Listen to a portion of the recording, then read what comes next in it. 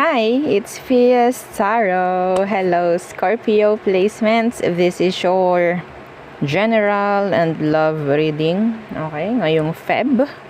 So, yeah, syempre, before tayo mag-start, kung hindi ka pa nakakapag-subscribe, please do subscribe and hit the notification bell para lagi po tayo maging updated sa mga mangyayari pa lang. And yes, kung may tanong pagdating sa private reading, just message me sa akin pong FB page for more info.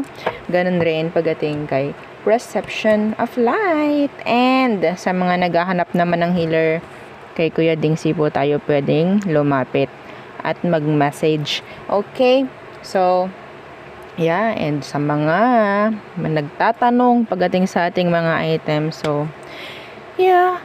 Available ang ating mga evil eye protection. Meron tayong ring, meron tayong necklace, and meron tayong bracelets. Okay? So, sa love naman, love bracelet yung aking pwedeng may offer sa inyo. Okay? For singles, may mga kakonek. Sobrang daming conflict. Yan, pwedeng-pwede yan sa'yo. Okay? And si granter necklace, yung taga-grant ng minamanifest mo. Kung anong deserve mo, yun ang ibibigay. Okay? No downtime. Okay? And syempre, kung hindi pwede, okay? Kung hindi pwede yung minamanifest mo, ibang ibibigay niya sa'yo. And sa form ng surprise. Okay? So, yun po ha. And syempre, yung ating pang-cord cut. Okay? Pag-aalis ng mga hindi na magagandang energy sa iyong frequency, sa energy mo. So, para maka-usad ka. Okay? So, yun. Parang mga sandbag. Okay? Yung ating mga alisin na yan, ika-cut. Okay, so let's start the reading, Scorpio. Okay, in general muna, anong meron for you? Anong meron para sa mga Scorpio placements? Scorpio. General. Kung may specific, babanggitin ko. Okay, this is you, the Tower. Kumusta ka? What? Okay. Tower agad, no? Anong meron? Six of Swords. Wow. Tower, pero wow. Okay, so, unexpected. I think mangyayari lang to isang araw lang. Okay, this is specific. Kung nakikita na meron ditong something na pwedeng, I don't know, like specific time, specific day, na pwedeng in general, merong something, no, about increase. Okay? This is talking about increase. I think this is like an energy of isang beses lang na opportunity na pwedeng dumaan sa'yo ngayong February. Okay? So, offer. There's this offer for some of you, or energy about, I don't know, like specific is kunyari by this date and this time, specific time, pwedeng magkakaroon ka ng maraming kita, like that. Okay, maraming sabihin nating offer, may ganyan, and hindi mo kailangang palagpasin yun kasi hindi na babalik, parang ganun. Pero syempre, kailangan ninyong, kung offer yon, kung kailangan yung pagdesisyonan, okay, or pag-isipan, hindi yung sasagot ka kaagad ng ayoko, sayang this is good. Okay, hindi naman kasi lahat ng energy ng Tower is masama. This is unexpected. Okay, so what else for Scorpio? Okay, the Five of Pentacles. What's that? Death. Okay, some of you, meron ng matitigil, okay, pagdating sa problem sa finances. Changes, pagdating sa mga isipin, sa mga bayarin. Yung iba sa inyo, may matatapos na sa mga bayarin. May chance, may energy na ikaw Meron ka mga loans, pinag-uutangan, matatapos mo yan. Okay? Don't you worry. Okay? Iba kasi nag-i-stress. Oo. Okay? So, iba naman, may chance na makakuha ng ibang source ng income. Changes in general when it comes to your finances. Okay. So, what else? There's this somebody na pwedeng kinut off mo because this is your energy rin, death. Pwedeng kinut off mo to, now they're like in need, no? Like longing for you, wanting you, craving you. Who is this? Anong meron dito sa Five of Pentacles? Yeah, the Six of Wands in reversed. Para silang nawawalang bata sa mall, yung energy niya. Okay, para siyang nawawalang bata sa mall. Alam mo yun, like 3 years old, nawawala sa mall, hinahanap yung mami niya. Like that, ganun yung energy ng person mo. Okay, pwedeng earth sign or fire, or a fellow Scorpio. Or maybe that's you. You're still ganun pagdating sa past mo, aren't you? Let's see. Okay. Ten of Swords in reversed. Ang daming something about sa past, ha? Please. Ano tong Ten of Swords na to? Naka-reversed. The Eight of Wands. Moving on. Moving forward in general. Some of you, you'll hear from a past person talaga. Wanting na makipag-reconcile or, yeah, makipag-ayos, no? The Hierophant is here.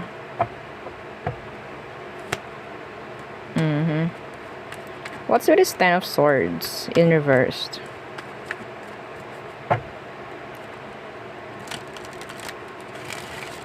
What's with this Ten of Swords in reversed? The Nine of Swords. They're stressing out.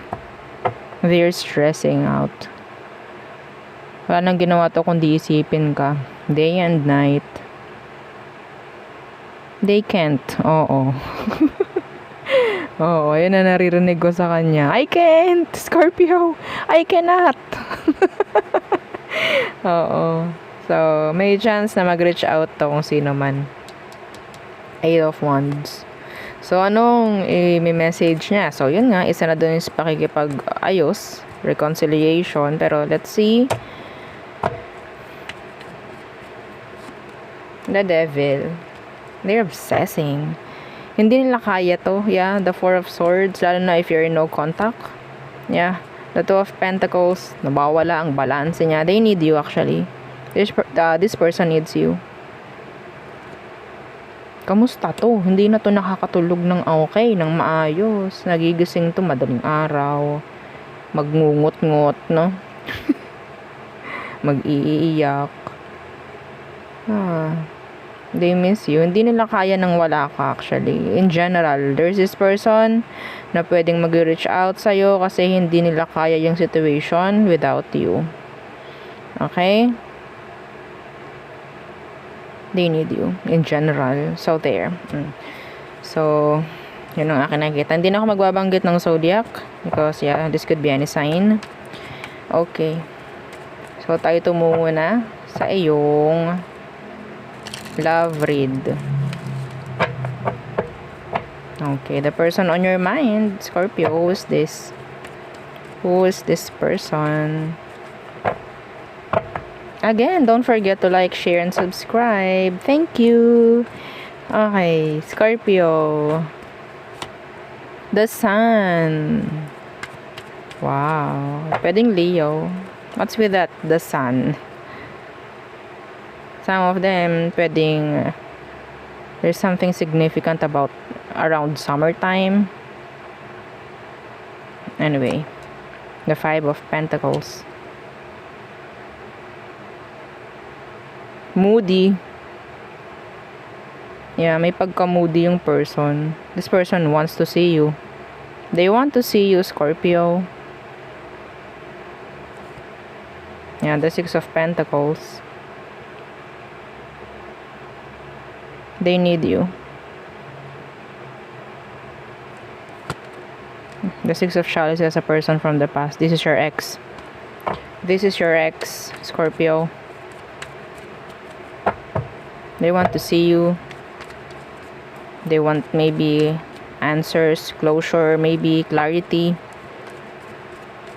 Some of them, they're too moody.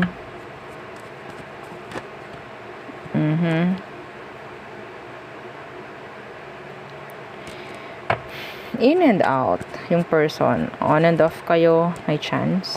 So, anong kailangan mo malaman sa situation? Situation. The Knight of Pentacles reversed and the Hierophant. Kahit anong mangyari, gusto nito na bumalik sa'yo. You're just waiting. Walang nangyayari sa kanya, ha? Wala pong nangyayari sa taong to. Ito yung kailangan nyong malaman. Wala silang pinatutunguhan sa ngayon. Wala silang ginagawa, like bago man or kung ano man. Like, sabihin natin nandyan lang sila sa bahay nila, nakatunganga or whatsoever. Like that. They want commitments with you. Parang ikaw lang yung gusto nito, Scorpio. Page of Pentacles, see, walang nangyayari sa kanya. A lot of delays, procrastinations. Some of them, they're young. They're young. Ito yung taong parang hindi kayang mabuhay without you. Okay? Pwedeng sa iyo lang nakita ng taong to, yung kasiyahan. No? Parang ganon. Oh my God. Okay, so, what is their emotion right now? Emotion ng taong to sa'yo, Scorpio. The Tower in reversed. Feeling niya talagang tinatalikuran mo na siya. Yeah, feeling niya. Gusto nito makipag-ayos. Ayaw niya ng separation. See, the Nine of Chalices. Yeah, the sound. Neat. O, diba? Yes, sign ko yun na si Universe is nakikipag-cooperate, no? Sabihin natin nakikisang-ayon sa ating read. They need you. Emotion nila, don't leave me, Scorpio. I can't. I cannot. Ha? Oo, I don't want anybody, just you. Oh, 'di ba? I don't want anyone, kung sino man ang mga darating or darating pa, I don't want them. O, diba? Ikaw lang gusto nito. Some of you, there's this energy about codependency. Codependent. There's codependency.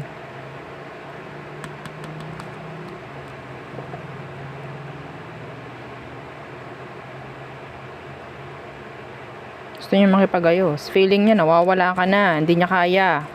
Scorpio.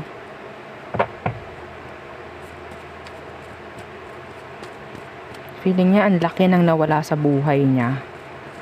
Some of you, pwedeng pwedeng energy mo to. Pwedeng sa cross-watcher to. Some of you, maybe a cross-watcher ng isang Scorpio. Cross-watcher po ay, kunyari, ikaw na nanonood is a Libra. Yung person mo is a Scorpio, kaya nanonood ka ng Scorpio. So, that's cross-watching. Okay? Kasi may mga nagtatanong. Yeah. Para alam nyo rin, no? So, maybe, may chance na for cross-watchers. Anyway, kung nakaka-resonate ka naman, Scorpio, then maybe this is your reading. So, what is their next action towards you? The King of Swords. They want answers. They want clarity. See, the Ace of Pentacles. They want a new beginning with you. Hindi malabong hindi mag-reach out sa'yo to, Scorpio. Hindi siya malabong, hayaan na lang to. Hindi yun. Hindi mangyayari. A-action tong taong to. Yeah, the world is here in reversed. Hindi nila kaya to. Oh my God. Feeling niya talaga, you're focusing na on new things. Ayaw niya yun. Ayaw niya. Ang pangat ng energy, no? Ayaw niya na magkakaroon ka ng magandang mga mangyayari, mga bago sa buhay mo. Gusto na to stuck. Anong mangyayari dito? Some of them, they're too young for you. They're just immature, maybe. Ayaw nito ng growth. Gusto niya, yung energy niya is like, sabi ko nga parang may energy na nawawala sa mall. Oo, batang nawawala sa mall. Ikaw lang yung kailangan niya. Kahit may mga lumalapit, ayoko sa'yo. Hindi ikaw yung nanay ko. Parang ganon. Hindi ikaw yung kailangan ko. Yeah. Kasi sa'yo siya nakaramdam ng comfort. Sa'yo siya nakaramdam ng sanay. Okay? So, next action is to have a new beginning with you. Yeah. Okay, so it's like clean, fresh slate. Fresh, yes, oo. Hindi ko na maalaman. Parang, parang ang tawag dyan, tulirong-tuliro. Ano, itong taong to, hindi malaman ang gagawin. So, let's see. Anong meron? Outcome/advice for you, Scorpio. The Four of Wands. Tumawa muna bago i-read, no? Four of Wands. Outcomes, the Four of Wands. That is relation. Being together, again. Let's see. The King of Wands in reversed. What's with this King of Wands na naka-reversed?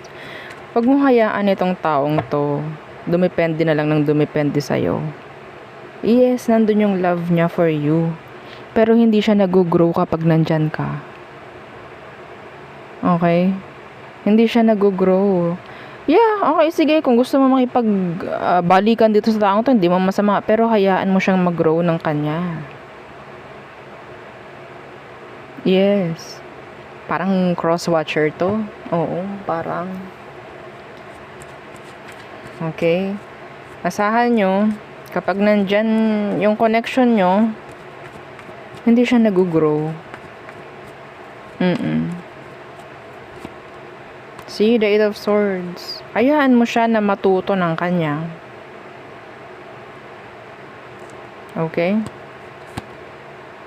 Yeah, the Six of Chalices. Talagang nandun yung sabihin nating comfortable. Comfortable. Yung energy ni person sa'yo. Sanay siya sa'yo. Relax siya sa'yo. It's like umuuwi sa bahay. Okay? Iba yung pakaramdam nung taong to whenever na nandyan ka. I don't know nga kung sabihin natin kahit hindi kayo maging kayo, basta nandyan ka, okay itong taong to. So, nandoon kasi yung immaturity pa niya. So, hindi ko alam kung anong ginawa mo sa kanya. Maybe, nabibigay mo yung mga pangangailangan nitong taong to. The happiness, maybe, kasi the sun. Some of you, kung hindi ito love read, this is your anak. This is your anak. Oo. Anak mo or nanay mo. Parang ganyan. Close Close yung energy. Okay? So, hindi palaging kapag nandyan tayo is okay. Minsan, kailangan natin talagang alisin, no? Yung sabihin nating kasanayan ng isang tao na nandyan ka para mag-grow din. Okay? So, sandali lang po, ha? Wait lang. Okay, so, di ba? Napuutol. Oo, ganang mga natawag. Kailangan ko sumagot. Di ba? Kaya napuputol. I can't. So, tayo magtungo sa all signs. Okay, Aries through Pisces. The zodiac sign you're dealing with or dealt with. Let's see. Aries through Pisces for you Scorpios. Okay. Scorpio. Aries.